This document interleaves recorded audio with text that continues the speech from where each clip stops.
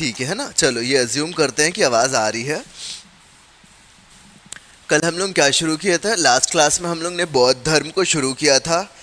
बौद्ध धर्म का इंट्रोडक्शन वाला पार्ट देख लिया था हमने कि क्या उनके चिन्ह थे, उन्होंने शिक्षा कहाँ पे कब प्राप्त हुई, उनके जीवनी से संबंधित। और हमने ये भी देख लिया था कि 4 बौद्ध संगीतियाँ कब और कहाँ कहाँ हुई थी। क्लियर है सबको? ठीक है, आगे बढ़े। गुड इवनिंग, आवाज़ आ रही है? चलो, है ना। प्रीतम नाम है ना, पीताम्बर का मैसेज आ गया है कि आवाज़ आ रही है। चलो, वेरी गुड, है ना। ठीक है, तो आज हम लोग क्या शुरू करेंगे? हम लास्ट ईयर तक के लास्ट क्लास में हम लोग ये देखे कि बौद्ध का जन्म, जो महावीर स्वामी बोल रहा हूँ, जो गौतम बुद्ध थे, उनका जन्म कब हुआ, कहाँ हुआ, उनके माता पिता कौन थे, क्या था, और कौन कौन सी बौद्ध संगीतियाँ हुई थी। क्लियर है? जब हम बौद्ध संगीतियाँ पढ़ रहे थे तो हमने देखा था 4 बौद्ध संगीतियाँ। क्लियर है? पहली बौद्ध संगीति कहाँ पे हुई थी? पहली बौद्ध संगीति हुई थी 483 में, दूसरी बौद्ध संगीति हुई थी 383 ईसा पूर्व में, तीसरी बौद्ध संगीति हुई थी 251 ईसा पूर्व में, और चौथी यानी अंतिम हमारी बौद्ध संगीति हुई थी प्रथम सदी में। क्लियर है? प्रथम सदी में। तो हमारी जो द्वितीय बौद्ध संगीति हुई थी 383 ईसा पूर्व में, उसमें क्या हुआ था? बौद्ध संप्रदाय जो था 2 भागों में टूटने की कगार पे आ गया था, मतभेद होने के कारण। क्लियर है? ठीक है, यहां तक सबको समझ में आया? मतभेद के कारण क्या हुआ था? बौद्ध संप्रदाय 2 भागों में बंटने की कगार पे आ गया था। और जो हमारी चौथी यानी कि अंतिम संगीति हुई थी, उसमें क्या हुआ था? स्पष्ट रूप से बौद्ध संप्रदाय 2 भागों यानी हीनयान और महायान में बंट गया था। क्लियर है सबको? सबको क्लियर है? तो चौथी संगीति में क्लियरली हीनयान और महायान में क्या हुआ था? बंट गया था। तो ये कौन से भागों में बंटने की कगार में आया था? दूसरे वाली संगीति में। और हीनयान और महायान के अंतर्गत कौन कौन से जो बुद्धिजीवी थे वो हीनयान को फॉलो करते थे, कौन से बुद्धिजीवी महायान को फॉलो करते थे, इन चीज़ों को आज हम देखेंगे। तो मैं अभी बोलते हुए बोर्ड में लिखा भी रहा हूँ, आप साथ में लिखते चलना। जब बोर्ड में लिख दूंगा तो एक बार फिर से समझा भी दूंगा। क्लियर है? तो अभी आप बोर्ड में देखते रहो और लिखते चलो, साथ में मैं बोल भी रहा हूँ। क्लियर है? चलो, हेडिंग डाल लो, बौद्ध धर्म के विभिन्न संप्रदाय।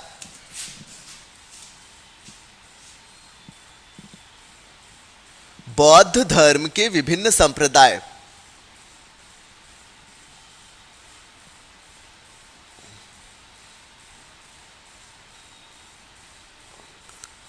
हेडिंग डाल लो, बौद्ध धर्म के विभिन्न संप्रदाय।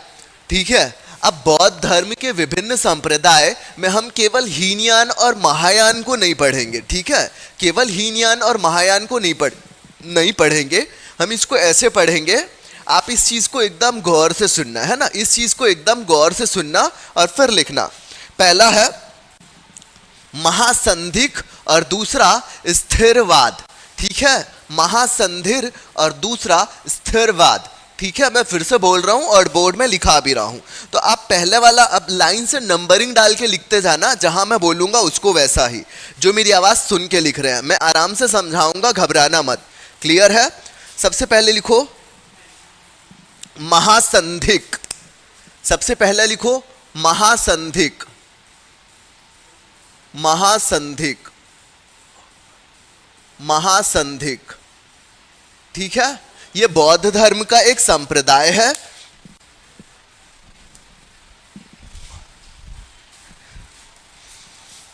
ठीक है ना। महासंधिक लिख लिए।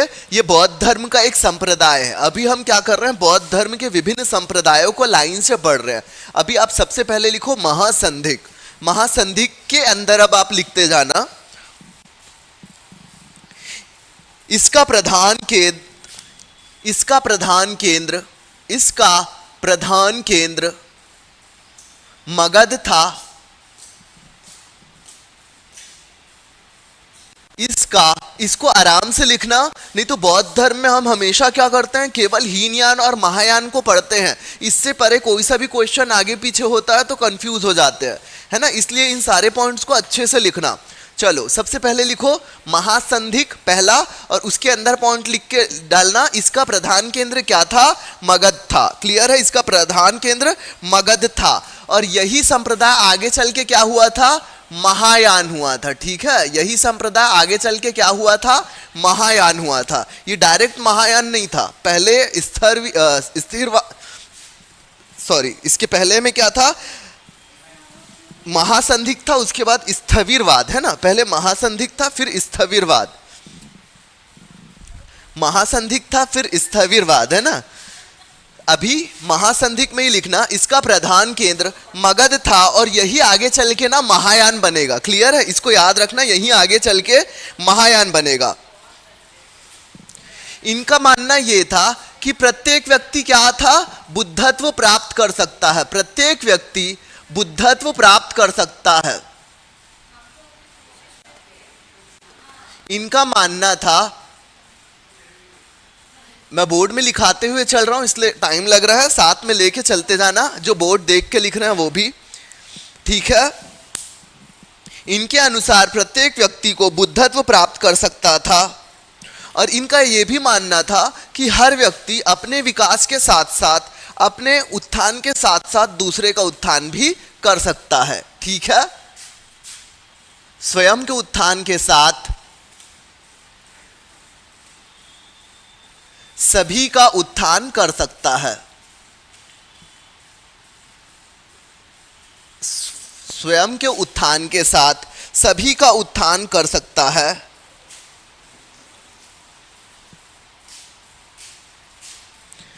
ठीक है, यहां तक हो गया। अगला लिखो,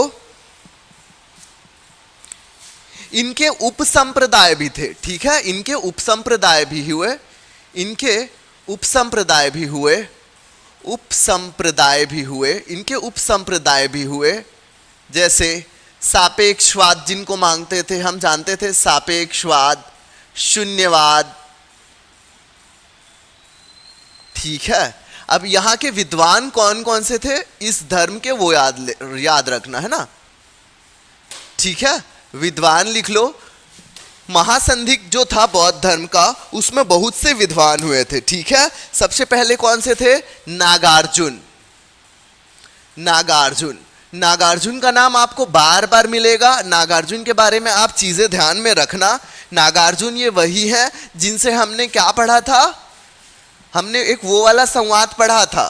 कौन सा वाला संवाद, मिलिंद पन्हो। मिलिंद पन्हो में क्या होता है, ये राजा को एक एक चीज का जवाब देते हैं। ये दार्शनिक भिक्षु भी थे और क्या थे, विज्ञानवाद के, शून्यवाद, सापेक्षवाद, ये सब के प्रवर्तक भी थे।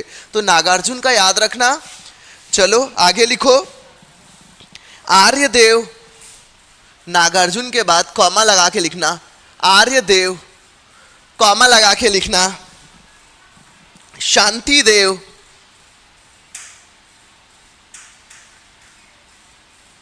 और कॉमा लगा के लिखना वसुबंधु। वसुबंधु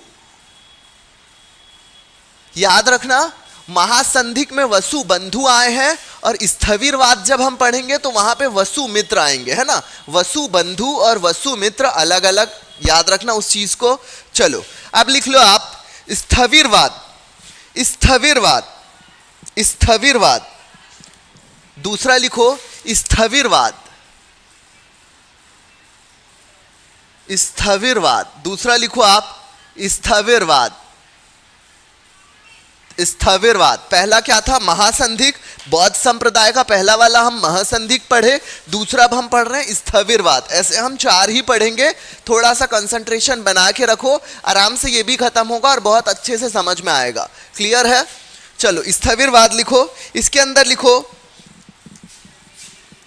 इसका प्रधान केंद्र क्या था, कश्मीर वाला एरिया था।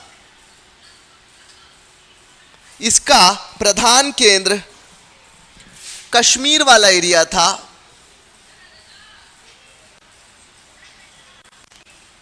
ठीक है, इसका प्रधान केंद्र कश्मीर वाला एरिया था, और यही आगे चल के बाद में किस में परिवर्तित हो जाएगा, हीनयान में, यही आगे चलकर हीनयान में क्या हो जाएगा, परिवर्तित हो जाएगा। यही हीनयान में परिवर्तित होगा। महासंधिक जो पढ़े हैं वो महायान में होगा और स्थविरवाद जो पढ़ रहे हैं वो हीनयान में परिवर्तित होगा।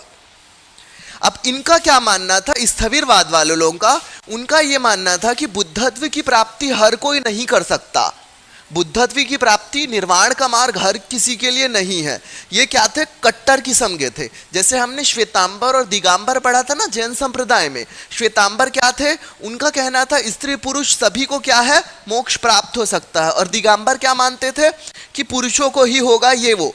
तो सेम चीज यहाँ पे होता है, महासंधिक जो कि आगे चल के महायान बन जाएगा और स्थविरवाद जो कि आगे चल के हीनयान बन जाएगा। तो ये हीनयान वाले कट्टर थे और इनका मानना था कि बुद्धत्व की प्राप्ति हर किसी के लिए संभव नहीं है। लिख लो इसको, बुद्धत्व हर किसी हेतु संभव नहीं।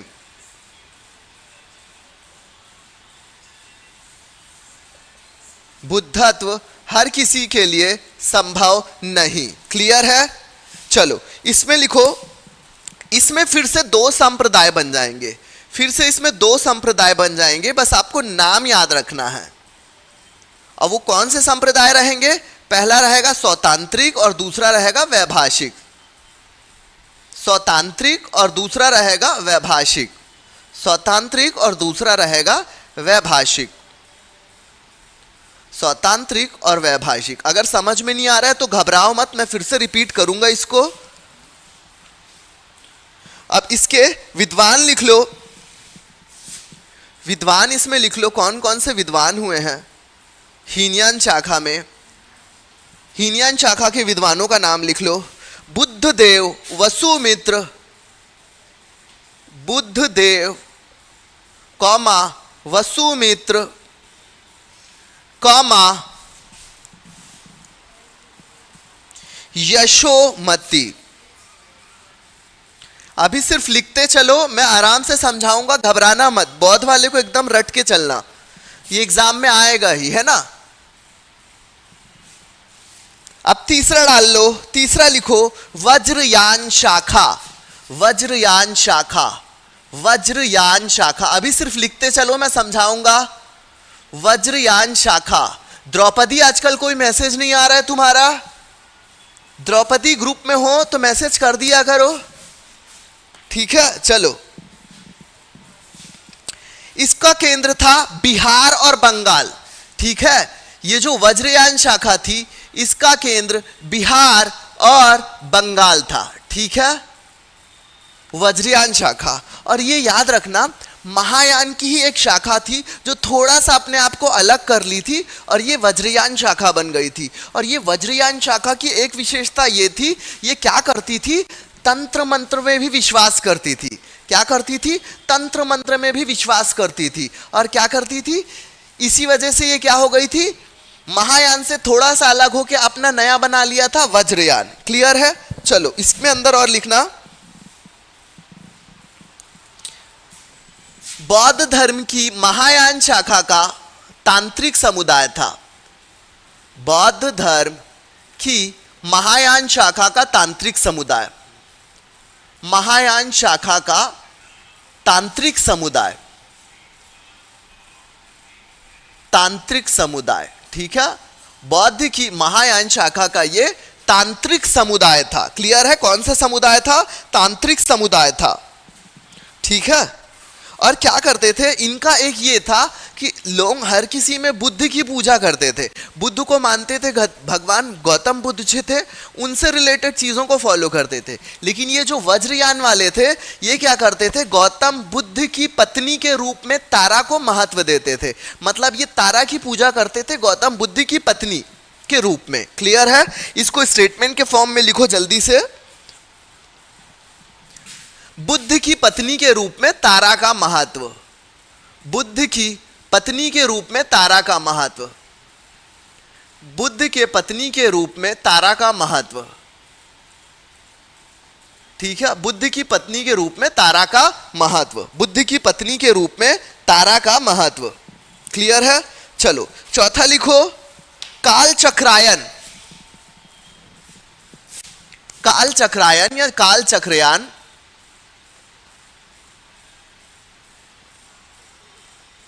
ये क्या था? 9वीं से 10वीं शताब्दी के बीच में एक और संप्रदाय इसी का बना था। 9वीं से 10वीं शताब्दी के मध्य एक और संप्रदाय इन्हीं का बना था, काल चक्रायन। इसके प्रवर्तक जो थे उनका नाम था मंजूश्री। मंजूश्री, इसके प्रवर्तक का नाम था मंजूश्री। इसके प्रवर्तक का नाम था मंजूश्री। और ये मानव शरीर को ब्रह्मांड का स्वरूप मानते थे। मानव शरीर को ब्रह्मांड का स्वरूप मानते थे।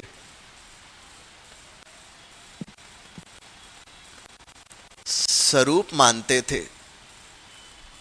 ठीक है, तो चलो ये संप्रदाय है, ये हो गया। अब इसको एक बार आराम से समझ लो। क्लियर है? एक बार आराम से समझ लो। चलो वापस, एब्सेंटीज बहुत ज्यादा हो गई है आप लोगों की। शायद सेमेस्टर एग्जाम शुरू हो गया है, बट अगर एग्जाम शुरू नहीं है और आप एब्सेंट कर रहे हो तो थोड़ा सा वापस आ जाओ। चलो ठीक है ना? चलो वापस आते हैं। हमने क्या देखा? बौद्ध संप्रदाय के बारे में पढ़ रहे थे, तो हमने ये कहा कि ये आगे चल के बढ़ गए।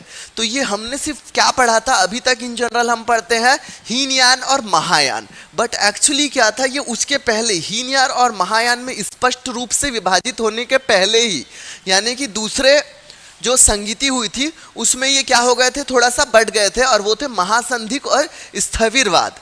क्लियर है? महासंधिक और स्थविरवाद। तो ये जो महासंधिक वाले लोग थे, इनका ये मानना था, इनका प्रधान केंद्र क्या था? आप आराम से याद लिखना, मगध वाला जो मेन वाला एरिया था, मगध वाला, ये इनका प्रधान केंद्र था। ठीक है? और इनका ये मानना था, मगध वाला एरिया इनका प्रधान केंद्र था। प्रधान केंद्र मगध वाला था। और यही लोग क्या होता है, आगे चल के महायान शाखा की नींव रखते हैं। ये महासंधिक वाले ही क्या बनते हैं? महायान शाखा के नींव रखते हैं और महायान शाखा बनते हैं। इसमें क्या होता है? इनका ये मानना था कि प्रत्येक व्यक्ति निर्वाण की प्राप्ति कर सकता है, प्रत्येक व्यक्ति जो है बुद्धत्व को प्राप्त कर सकता है। क्लियर है? तो ये क्या थे? अपने आप में थोड़े से लिबरल थे, एकदम कट्टरवादी नहीं थे। ठीक है? इनके हिसाब से हर किसी को मोक्ष की प्राप्ति संभव थी। ठीक है? अब इसमें क्या होता है? ये क्या कहते थे? आप अपना उत्थान कर सकते हो और अपने उत्थान के साथ साथ सामने वाले को भी ज्ञान और शिक्षा देकर उसका भी उत्थान करा सकते हो। ये इनका मानना था। क्लियर है यहाँ पे? ये इनका मानना था। तो इसके जो महत्वपूर्ण दार्शनिक थे, तो हम जानते हैं नागार्जुन इस संप्रदाय से संबंधित थे। इसके अलावा वसु, बंधु और मित्र में कंफ्यूज मत होना। वसु बंधु जो है ये महासंधिक में आएंगे, वसु बंधु महासंधिक में आएंगे, और स्थविरवाद में वसु मित्र आएंगे। इस चीज को थोड़ा सा डिफरेंशिएट करना। तो इसके जो महाविद्वान थे वो थे नागार्जुन, जिन्होंने सापेक्षवाद का सिद्धांत दिया, विज्ञानवाद, बहुत सारे चीज का, शून्य का, ये सब का क्या दिया? सिद्धांत दिया, है ना? चलो उसके बाद आर्यदेव और शांतिदेव, ये भी इस संप्रदाय के क्या थे? विद्वान थे। अब हम आ जाते हैं स्थविरवाद। स्थविरवाद क्या थी? स्थविरवाद की शाखा कहाँ पे उत्पन्न हुई? इसका प्रधान केंद्र बना कश्मीर वाला। क्लियर है? हमने देखा था हमारा आखिरी वाला कहाँ पे हुआ था? हमारा आखिरी वाला बौद्ध संगीति कुंडनवल, कश्मीर में। तो यहाँ पे स्पष्ट रूप से बौद्ध धर्म दो उसमें भागों में बटा, महायान और हीनयान। तो हीनयान का प्रधान केंद्र क्या था? कश्मीर। तो ये स्थविरवाद वाला जो रहता है, इसका प्रधान केंद्र बनता है कश्मीर, और यही स्थविरवाद आगे चल के क्या बन जाता है? हीनयान शाखा। ठीक है? एक बार फिर से रिपीट कर दे रहा हूं। स्थविरवाद का प्रधान केंद्र रहता है कश्मीर, और यही स्थविरवाद आगे चल के बन जाता है हीनयान शाखा। क्लियर है? चलो, तो ये हीनयान शाखा वाले क्या थे? कट्टर थे। ये बौद्ध धर्म को मानते थे, लेकिन इनका ये मानना था कि निर्वाण की प्राप्ति हर किसी के लिए क्या है? संभव नहीं है। ठीक है? निर्वाण की प्राप्ति हर किसी के लिए संभव नहीं मानते थे। और इसके बाद क्या हुआ? इनका जो हीनयान का शाखा था, ये हीनयान भी दो भागों में ऐसा बट जाता है। एक भाग कहलाता है स्वतांत्रिक और दूसरा भाग कहलाता है वैभाषिक। ठीक है, एक भाग कहलाता है स्वतांत्रिक और दूसरा भाग कहलाता है वैभाषिक। क्लियर है? इसमें भी बहुत सारे विद्वान हुए थे, जैसे कि एक नाम मैंने बताया था वसुमित्र, इसको याद ही रखना। उसके अलावा बौद्धदेव और यशोमति, बुद्धदेव और यशोमति। क्लियर है? चलो बिना टाइम वेस्ट किए हम आते हैं तीसरे संप्रदाय में, वसुमित्र और यशोमति। क्लियर है? हम तीसरे में आते हैं। उस तीसरे का नाम था वज्रयान शाखा। उस तीसरे का नाम था वज्रयान शाखा। अब ये वज्रयान शाखा क्या थी? एक्चुअली इसका जो मेन केंद्र था ये बंगाल और बिहार के तरफ फैला। ये जो वज्रयान शाखा थी ये महायान शाखा से ही क्या हो गई थी? डिवाइड हो गई थी। ठीक है, महायान शाखा से ही डिवाइड हो गई थी। ये भी गौतम बुद्ध को मानते थे। ठीक है, महायान शाखा से डिवाइड हुई थी, ये भी गौतम बुद्ध को मानते थे। लेकिन ये क्या करते थे? तंत्र मंत्र की विद्या पे क्या करते थे? बिलीव करते थे। ये एक तांत्रिक समुदाय था बौद्ध धर्म का। क्लियर है? और इनका एक और ये मानना था, अभी तक हम क्या करते थे? बौद्ध संप्रदाय में गौतम बुद्ध की पूजा होती थी, गौतम बुद्ध के उपदेशों को क्या किया जाता था? फैलाया जाता था। लेकिन ये जो वज्रयान शाखा थी वो क्या करती थी? गौतम बुद्ध की पत्नी के रूप में तारा को बहुत ज़्यादा महत्व देती थी। क्लियर हो गया? गौतम बुद्ध की पत्नी के रूप में तारा को महत्व देती थी। तो ये संप्रदाय थी जो बौद्ध धर्म की तांत्रिक संप्रदाय बनी। क्लियर है? चलो अब आ जाते हैं हम चौथे संप्रदाय में, जिसको बोलते हैं काल चक्रायन या चक्रयान या चक्रायन, दोनों लिख सकते हो, चलेगा। ये एक्चुअली 9वीं से 10वीं शताब्दी के बीच में क्या हुई है? फली फूली। काल चक्रयान या चक्रायन दोनों लिखते हैं, काल चक्रयान या चक्रायन दोनों लिखते हैं, है ना। ये बौद्ध धर्म की ये जो चौथी शाखा टाइप की आगे बढ़ी थी। आपसे नॉर्मल पूछेगा हीनयान महायान, दो ही शाखा आप लिखोगे, बट अगर डिटेल में ऐसे नॉर्मल पूछ लिया कि बुद्ध की पत्नी के रूप में किसकी पूजा की गई, तो याद रखना तारा। ठीक है, और उसके बाद बोलेगा कि वज्रयान शाखा किससे संबंधित थी, तो आपको याद रखना महायान से संबंधित थी, है ना। तो क्वेश्चन इस तरह से पूछेगा। क्लियर है? समझ में आ रहा है? कंफ्यूजन तो नहीं है किसी को? चलो ये मान के चलते हैं नहीं है। ठीक है, तो ये जो चौथी थी वो काल चक्रयान थी। ये 9वीं से 10वीं शताब्दी के मध्य क्या हुई? फली फूली। और इसमें क्या था? इसके जो वो थे ना प्रणेता, जिसने मतलब इस काल चक्रयान को आगे बढ़ाया था, उनका नाम था मंजूश्री। तो ये क्या करते थे? गौतम बुद्ध के अतिरिक्त काल चक्रयान करके एक देवता थे, उनकी भी क्या करते थे? पूजा करते थे। मतलब गौतम बुद्ध के साथ साथ एक काल चक्रयान को अपना देवता मानते थे और उनकी भी पूजा करते थे। क्लियर है? ये काल चक्रयान इसीलिए कहलाए क्योंकि ये काल चक्रयान नामक देवता की भी क्या करते थे? पूजा करते थे। और क्या करते थे? ये जो हमारा पूरा शरीर है, हमारा शरीर किससे बना है? हम ये बोलते हैं पंच तत्वों से मिलकर बना है। क्लियर है? पंच तत्वों से मिलकर बना है। सब ऐसे ही मानते हैं, ऐसा ही हम पढ़े हैं।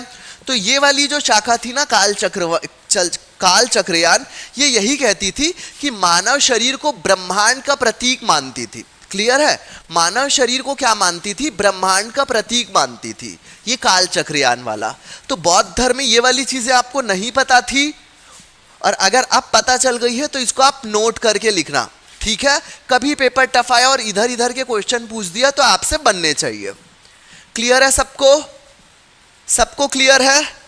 एक बार मैसेज करके हाँ या नहीं बता दिया करो। चलो एज्यूम करते हैं कि सबको क्लियर है। चलो अब हम लिख रहे हैं सीधा बौद्ध साहित्य। क्लियर है? अब मैं बौद्ध साहित्य लिखाते जा रहा हूं।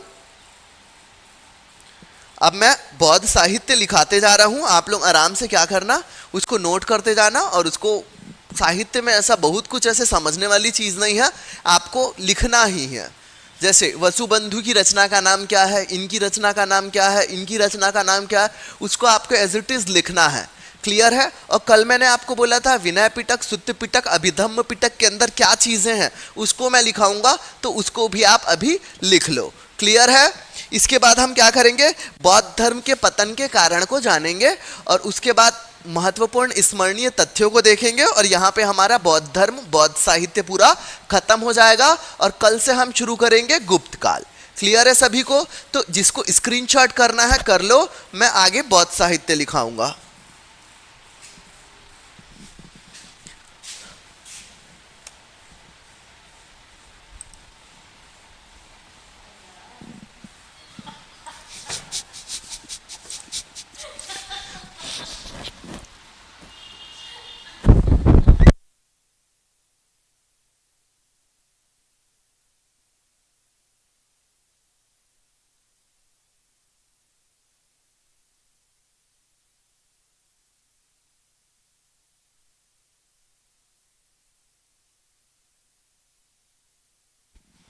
चलो सभी आ जाओ, सभी जितने भी हो। चलो मैं मिटा रहा हूं, क्लास में हल्ला कम किया करो, ऑनलाइन वालों को आवाज जाएगी तो परेशानी होगी।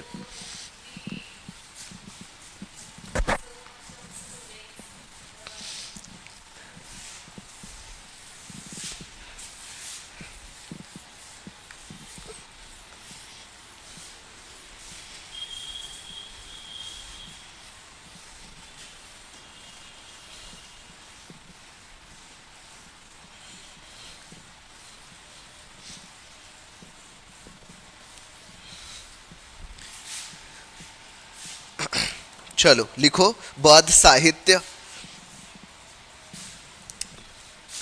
बौद्ध साहित्य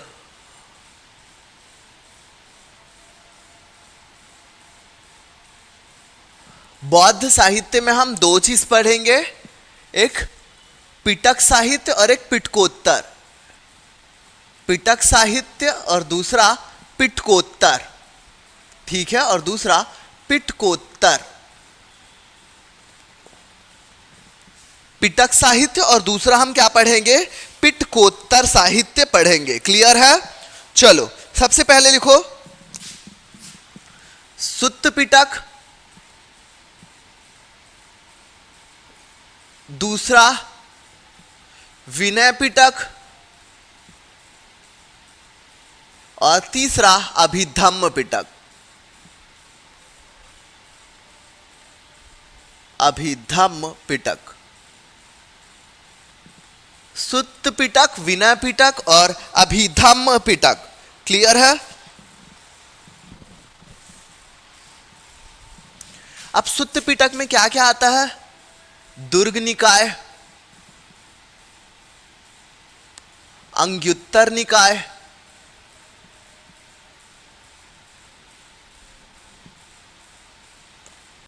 खुद्दक निकाय, खुद्दक निकाय।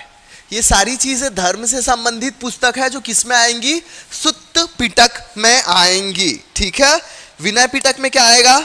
परिवार से संबंधित जो चीजें हैं ना वो आ जाएंगी विनय पिटक में। और लास्ट है अभिधम्म पिटक। अभिधम्म पिटक में धातु कथा, कथा वस्तु, ये सब धातु कथा, कथा वस्तु,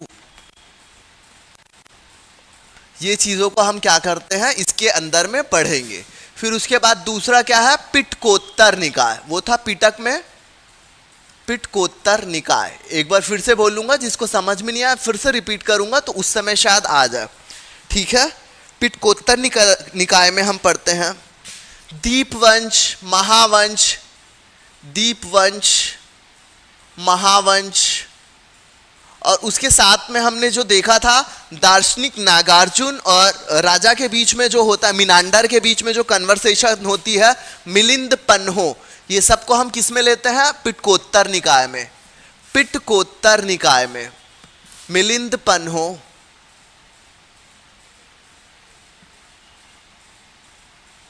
मिलिंद पन्हो, ये सब किस में पढ़ते हैं?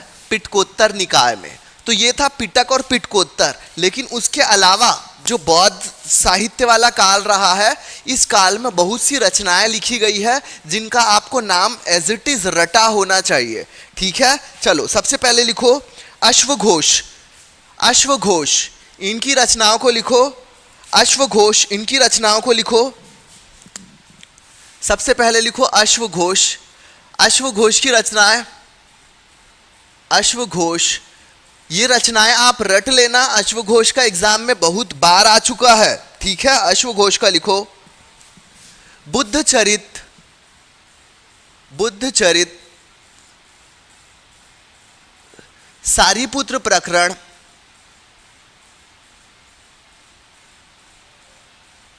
बुद्धचरित, सारीपुत्र प्रकरण और सौंदरानंद, सौंदरानंद, सौंदरानंद और सौंदरानंद, ठीक है।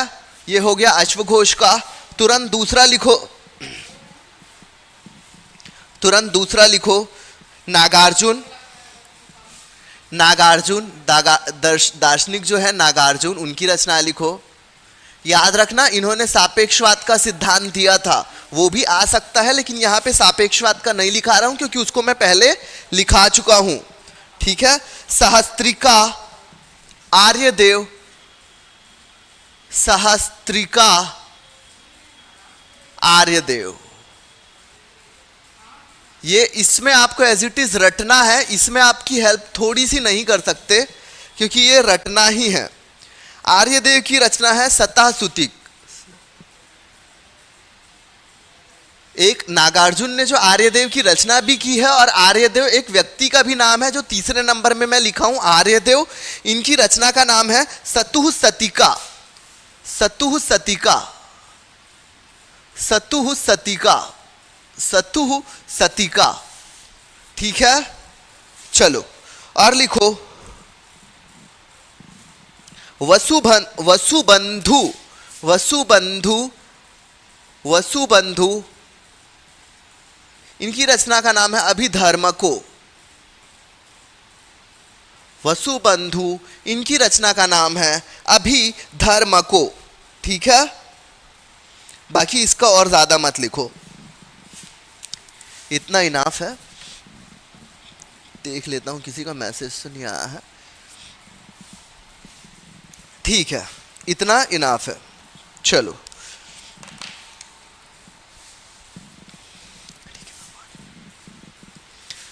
आज एब्सेंटीज बहुत ज़्यादा है ऑनलाइन क्लास में, और ऐसे एब्सेंटीज रही तो क्लास लेने में बिल्कुल भी मज़ा नहीं आएगा।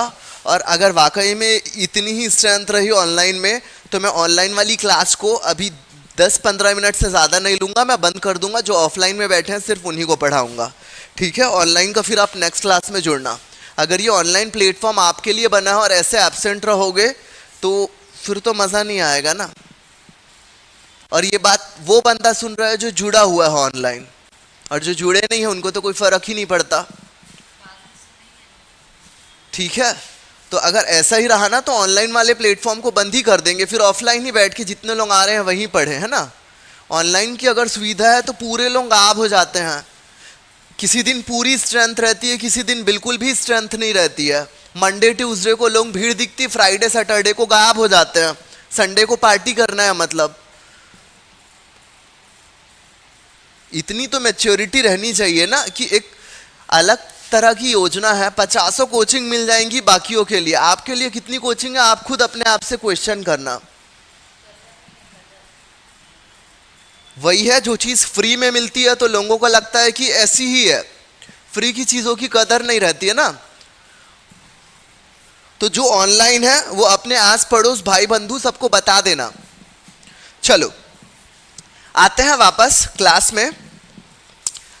बौद्ध साहित्य, बौद्ध साहित्य में हमने कल क्या देखा था? हमने ये देखा था, हम पढ़ेंगे, हमने विनय पिटक, सुत्त पिटक, अभिधम्म पिटक, ये सारी चीजें हमने सुन के रखी थी। और इसको जब कला संस्कृति पढ़ेंगे ना तब आराम से और डिटेल में लिखेंगे। और ये चीज ध्यान रखना, कला संस्कृति साहित्य, ये तीन चीज जो भारत की हम अलग से पढ़ेंगे ना उसमें और डिटेल है, ठीक है। और यहाँ पे अभी हमको ये याद रखना है, सुत्त पिटक, विनय पिटक और अभिधम्म पिटक, तीन पिटक जो है अभी हमको इनके बारे में हल्का सा बेसिक पढ़ना है।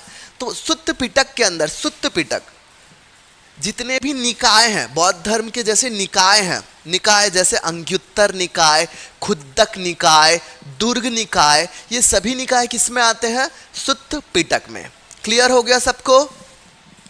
दूसरा है विनय पिटक।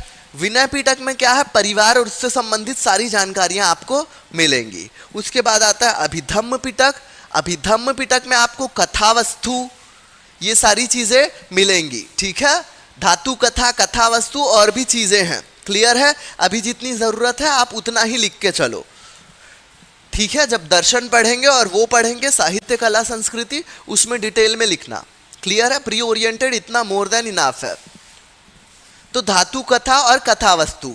उसके बाद आते हैं पिटकोत्तर निकाय में। पिटकोत्तर निकाय में दीपवंश, महावंश और जो हमारे दार्शनिकों का वार्तालाप हुआ था, यानी मिनांडर का किसके साथ? दार्शनिक बौद्ध भिक्षु नागार्जुन के साथ। तो उस कथा को हमने नाम दिया था मिलिंद पन्हो। तो उसका भी वार्तालाप को हम किस में लेते हैं? पिटकोत्तर निकाय में। इसके अलावा इस बौद्ध वाले काल में ना बहुत बड़े बड़े साहित्यकार हुए। उन्हीं में से एक साहित्यकार थे अश्वघोष। क्लियर है? अश्वघोष, उनकी बहुत सी रचनाएं हैं, लेकिन ये 3 रचनाएं बहुत इंपॉर्टेंट है। इनको आप एकदम याद करके रखना, स्मृति में रखना, कभी भी आ सकता है। ठीक है, उस रचना का नाम है, पहला है सारी, आगे पीछे हो सकता है, सारीपुत्र प्रकरण।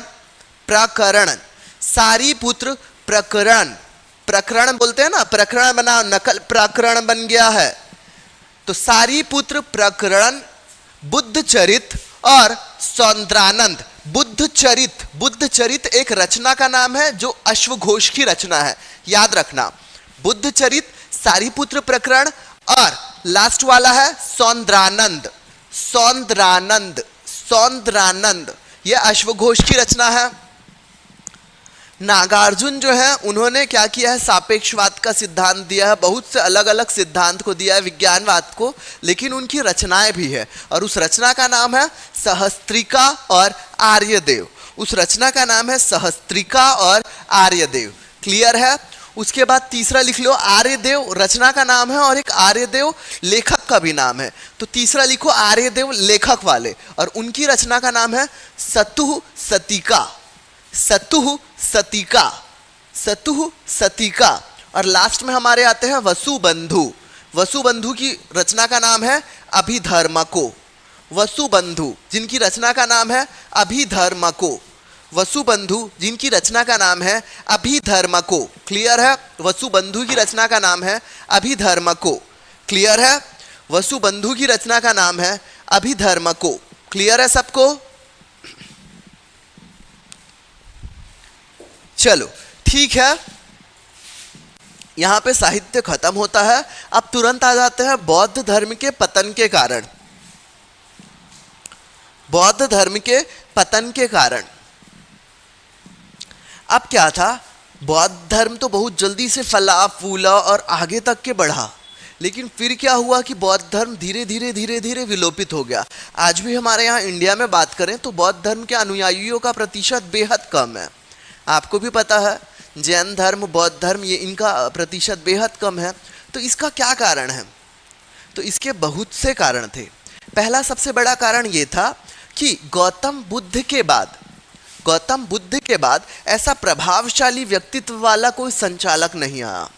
ठीक है, गौतम बुद्ध के बाद ऐसे कोई प्रभावशाली व्यक्तित्व वाला कोई संचालक ही नहीं आया जो बौद्ध धर्म को क्या करता, उस लेवल तक, मुकाम तक ले जा पाता जिस मुकाम पर गौतम बुद्ध ने बौद्ध धर्म को लेकर गए। क्लियर है? दूसरा क्या था? बौद्ध धर्म में क्या हुआ था, इनकी शाखाएं बढ़ गई थी। तो शाखाएं बढ़ने में क्या हो गया था, फिर से इनके बीच विरोधाभास आ गया था। लोग आपस में ही लड़ने लग गए थे, बौद्ध धर्म वाले ही। एक हीनयान बन गए, एक महायान बन गए। क्लियर है? तो इनका आपस में ना पटना। तीसरा क्या हुआ, बौद्ध धर्म में जब महिलाओं की एंट्री कर दिए, मतलब महिलाओं को भी अंदर किए, तो कई बार ऐसा हुआ ये भ्रष्टाचार का अड्डा बनता गया। ठीक है, भ्रष्टाचार का अड्डा भी बनता गया, ऐसा भी कहा जाता है। और तीसरा, और उसके बाद एक मुख्य कारण क्या होता है, बौद्ध धर्म को राजाश्रय में किस राजा ने रखा था, आपको याद है क्या? कुषाण शासक कनिष्क ने इसको क्या किया था, राज धर्म बना दिया था। ठीक है, राज में संरक्षण दिया था, लेकिन कनिष्क के बाद किसी ने भी संरक्षण नहीं दिया बौद्ध धर्म को, किसी ने भी नहीं संरक्षण दिया। तो ये भी एक महत्वपूर्ण कारण बना बौद्ध धर्म के पतन का। उसके बाद एक कारण सामने जो आता है वो ये था कि बौद्ध धर्म जो था वो अहिंसा के खिलाफ था। ठीक है, हिंसा के खिलाफ था, अहिंसा का पालन करता था। बौद्ध धर्म क्या कहता था? अहिंसा का पालन करो। तो जितने भी क्षत्रिय थे, जितने भी राजपूत थे, उस समय क्या होता था? राजपाट चलता था, राजाओं का शासन, आए दिन युद्ध होता था, सारी चीजें चलती थी। तो क्षत्रियों को और राजपूतों को तलवार ना उठाना, तो कहीं ना कहीं इनके राज्य में सुरक्षा फिर कैसे करेंगे करके, तो इस वजह से भी बौद्ध धर्म से जो क्षत्रिय और राजपूत संप्रदाय था वो क्या हो गए? किनारा कर लिए, क्योंकि वो अहिंसा का पालन नहीं कर सकते थे, उन्हें अपने राज्य के लिए लड़ना रहता था। क्लियर हो गया? उसके बाद क्या हुआ? बहुत से ऐसे विदेशी आक्रमण भी हुए, विदेशी आक्रमण हुए जिसने बौद्ध धर्म की चीज़ों को क्या किया? नष्ट किया। जैसे तक्षशिला में आक्रमण हुआ, नालंदा के विश्वविद्यालय को उस समय जब दिल्ली सल्तनत आने वाली रहेगी उसके पहले जो आक्रमण होगा, तो वहाँ पे क्या होगा? अफगानों का आक्रमण, वहाँ पे भी क्या होगा? नालंदा विश्वविद्यालय को क्या किया जाएगा? नष्ट कर दिया जाएगी। बहुत सी डायरियाँ क्या हो जाएंगी? इधर से उधर जला दी जाएंगी। तो ये भी चीज़ रहा है कि बौद्ध धर्म का धीरे धीरे क्या होता गया? पतन होता गया। क्लियर है? बौद्ध धर्म का पतन के कारण आपको एकदम स्पष्ट रहेंगे, आप आंख बंद करके भी लिख सकते हो आराम से जब भी पूछा गया तो। हाँ पीताम्बर, ऑनलाइन अभी बंद नहीं करेंगे, मैं सिर्फ उन लोगों के लिए बोल रहा हूँ जो लोग ऑनलाइन नहीं आते हैं। देखो आप सिंसियर हो, आप रेगुलर क्लास अटेंड कर रहे हो, वो अच्छी चीज़ है। अब क्या है, एक सब्जेक्ट जैसे लंबा चलने लग जाता है ना तो ये बोर हो जाते हैं, इनको नहीं पता ये बोरियत सब्जेक्ट ही इनको आगे लेके जाएगा। और ये मानव की क्या है? वृत्ति बन गई है कि जैसे ही धीरे धीरे बोर लगने लग जाता है ना फिर नहीं आएंगे, फिर जैसे ही नया सब्जेक्ट शुरू होगा ना फिर इनकी अटेंडेंस 10 दिन तक के फुल रहेगी, 10 दिन तक के फिर उनकी फुल अटेंडेंस रहेगी। उसके बाद फिर जब डीप में आप पढ़ाने लग जाओगे ना कि ये एग्जाम में आ सकता है, ये आ सकता है, तो फिर अरे फिर बोर लग रहा है, फिर ये ऑनलाइन फिर गायब होना शुरू हो जाते हैं। भैया अगर बेसिक चीज एग्जाम में आती है तो 4 दिन की क्लास में आपसे पूछते, आप उसका आंसर बताते, आपको लगता अरे वाह कितना अच्छा इंटरेक्शन हो रहा है, क्लास खत्म। कॉम्पिटिशन का लेवल बहुत बढ़ गया है, तो आपको उस लेवल पे थोड़ा सा प्रिपेयर करना होगा। और पीताम्बर बंजारे आप निश्चिंत रहो, है ना, ऑनलाइन क्लास भले वो आए ना आए, अगर एक बंदा भी अटेंड कर रहा है ना तो हम लोग पूरी निष्ठा के साथ अपनी क्लास को डिलीवर्ड करेंगे। ठीक है, इन 4 लोगों के चक्कर में 2 लोगों का नुकसान ना हो, इस चीज को ध्यान में डेफिनेटली रखेंगे। ठीक है, चलो तो क्या हुआ? ये बौद्ध धर्म के पतन का हमने क्या दिखा? कारण देख लिया। तो बौद्ध धर्म के पतन के महत्वपूर्ण कारणों को हमने देख लिया। अब मैं कुछ स्मरणीय तथ्य बताऊंगा जो कि जैन धर्म और बौद्ध धर्म दोनों से संबंधित है। क्लियर है? मैं हमेशा उसको बोर्ड में लिखवाता था, लेकिन क्योंकि आज बच्चों की अटेंडेंस बहुत कम है इसलिए मेरा दिल नहीं कर रहा है कि मैं बोर्ड में लिखवाऊं, मैं केवल बताते जा रहा हूं। आप वीडियो को बार बार रिवाइज करके लिख लेना उस समय। मैम साइन लैंग्वेज में उसको डिलीवर्ड भी कर रही हैं। ठीक है, तो जो लोग बोर्ड में देख के लिखते हैं, आज मैम जो साइन लैंग्वेज में डिलीवर्ड कर रही हैं आप उनके लैंग्वेज से समझते जाओ। क्लियर है? बाकी जो लोग सुन के लिख रहे हैं उनको तो मैं अच्छे से बता रहा हूं। ठीक है, चलो। और ये जो मैं स्मरणीय तथ्य हर चैप्टर के बाद में बताता हूं ना, आप 100% श्योर रहो वो किसी ना किसी एग्जाम में आया हुआ है। 12 से 15 पेपर का उठा के एक एक पॉइंट्स बना लेते हैं और उसको लास्ट में बताते हैं जो क्लास से छूट गया रहता है। क्लियर है? तो ये महत्वपूर्ण पॉइंट को तो आप एकदम रट लिया करो, क्योंकि ये एग्जाम में आए हुए हैं और किसी भी एग्जाम में रिपीट होने के चांसेस ज्यादा रहते हैं। क्लियर है? चलो सबसे पहले लिखो, पार्श्वनाथ के अनुयायियों को निग्रंथ कहा जाता है। हमने देखा था देखो ये जो मैं महत्वपूर्ण स्मरणीय तथ्य लिखा रहा हूं वो जैन धर्म और बौद्ध धर्म दोनों से संबंधित है ना, दोनों से संबंधित स्मरणीय तथ्यों को एक साथ लिखा रहा हूं। जैन धर्म खत्म करने के तुरंत बाद हमने बौद्ध लिखा दिया था, तो अब स्मरणीय तथ्य दोनों का साथ में लिखा रहा हूं। क्लियर है? पार्श्वनाथ कौन थे आपको पता है? 23वें तीर्थकार थे। उसके बाद 24वें तीर्थकार कौन आए थे? महावीर स्वामी। ठीक है। तो 23वें तीर्थकार थे पार्श्वनाथ। तो पार्श्वनाथ के अनुयायियों को निग्रंथ कहा जाता है। पार्श्वनाथ के अनुयायियों को निग्रंथ कहा जाता है। यह पहला पॉइंट था, एग्जाम में आया हुआ है, नोट कर लो। दूसरा पॉइंट लिखना, लाइन से पॉइंट डाल डाल के लिखते जाओ। दूसरा पॉइंट लिखो,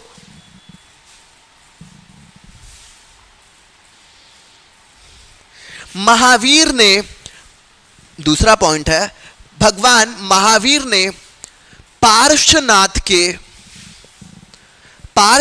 के शिक्षा में पांचवा तत्व ब्रह्मचर्य जोड़ा था। पांचवा तत्व ब्रह्मचर्य महावीर स्वामी ने जोड़ा है। क्लियर रहेगा। पार्श्वनाथ ने चार तत्व, चार सिद्धांत दिए थे। पांचवा सिद्धांत जो था वो महावीर स्वामी ने जोड़ा है। क्लियर है। चलो अगला पॉइंट लिखो, जैन धर्म या जैन साहित्य की भाषा, जैन धर्म या जैन साहित्य की भाषा अर्धमागधी प्राकृत है। भाषा अर्धमागधी प्राकृत है। तीसरा पॉइंट हो गया, जैन ग्रंथ या जैन साहित्य की भाषा अर्धमागधी प्राकृत है। क्लियर हो गया। चौथा लिखो,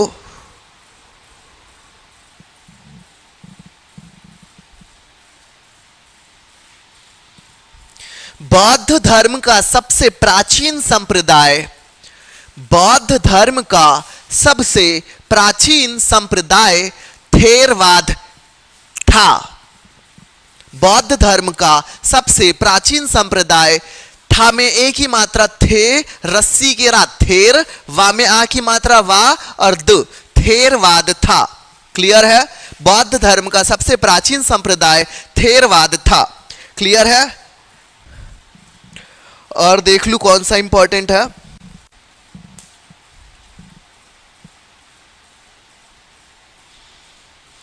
ठीक है। अच्छा, मक्खली गोसाल के बारे में मैं आपको बताया हूं, याद आया? मक्खली गोसाल के बारे में बताया हूं। मक्खली गोसाल से संबंधित एक प्रश्न आया था और वह प्रश्न था, ये प्रश्न क्या था? ये पीएससी में आया था और एक बार एसएससी में भी पूछा है। ये प्रश्न था कि भगवान ये मक्खली गोसाल और महावीर स्वामी की भेंट मुलाकात कहां हुई थी? भगवान महावीर और मक्खली गोसाल की भेंट मुलाकात कहां हुई थी पहली बार? तो इसका आंसर आप याद रखना, नालंदा। मैंने आपको ये पढ़ाया भी है, जब जैन धर्म पढ़ा रहा था मैंने बताया, जैन धर्म में जब भगवान ये जो रहते हैं महावीर स्वामी, ये अपना गृह त्याग करके जब आगे जाते हैं तो इनकी सबसे पहली मुलाकात कहाँ किससे होती है? मक्खली गोसाल से होती है। और ये वही मक्खली गोसाल है जो आगे चल के क्या करता है? अलग होके अजीवक धर्म का क्या करेगा? प्रचार करेगा, एक नया धर्म की क्या करेगा? शुरुआत करेगा, अजीवक धर्म। क्लियर है। तो इनकी मुलाकात वहां हुई थी। और सबसे लास्ट वाला इंपॉर्टेंट पॉइंट ये लिख लेना, भारत में पूजित सबसे पहली मानव प्रतिमा गौतम बुद्ध की थी। भारत में पूजित सबसे प्राचीन मानव प्रतिमा गौतम बुद्ध की थी। क्लियर है। भारत में पूजित मानव प्रतिमा सबसे पहली जो है वो गौतम बुद्ध की है। क्लियर है। गौतम बुद्ध की प्रतिमा सबसे प्राचीन मानव प्रतिमा है जो पूजित हुई थी। क्लियर है। इसके अलावा और कोई सा एग्जाम में आया है कि नहीं, मैं चेक कर लूं।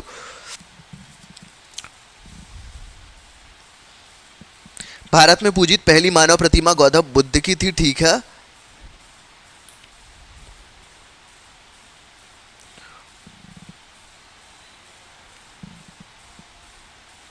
ठीक है, इतना इंपॉर्टेंट था जितना मैंने आपको लिखा दिया जो किसी एग्जाम में आया हुआ था। ठीक है। तो आज की कक्षा को मैं यहीं पे क्या करता हूं? खत्म करता हूं। बट मैं उम्मीद करता हूं कि आप लोग कल से रेगुलर आओगे। पीतांबर, आपके भी जो कॉन्टैक्ट लिस्ट में होंगे आप उनको बोलना कि थोड़ा सा ऑनलाइन रहा करो, क्योंकि ऑनलाइन का सेटअप बहुत कंझट वाला है, उसको मैम जो है गुलनाज मैम बैठ के अभी वहाँ पे आज टेक्निकल इश्यू थी तो सर चले गए हैं, गुलनाज मैम बैठ के उस को पूरा ऑनलाइन वाले प्लेटफॉर्म को हैंडल कर रही है, जो कि अपने आप में थोड़ा सा टफ है ना। तो अगर आपको इतनी चीज़ें मिल रही हैं तो थोड़ा सा ऑनलाइन रहो, ठीक है। आप अपने आसपास भाई बंधुओं सबको बता देना, ठीक है। चलो, और जैसे ही हमारा ये खत्म होगा उसके तुरंत बाद हम भी कोई सा छोटा सा इंटरेस्टिंग सब्जेक्ट शुरू करेंगे ताकि लोगों का इंटरेस्ट फिर से जागे, फिर से लोग आए, उसके बाद फिर से बड़ा कर देंगे सब्जेक्ट, ठीक है। चलो अभी की क्लास को यहीं पे क्या करते हैं, विराम देते हैं। तब तक के लिए सभी को शुभ रात्रि।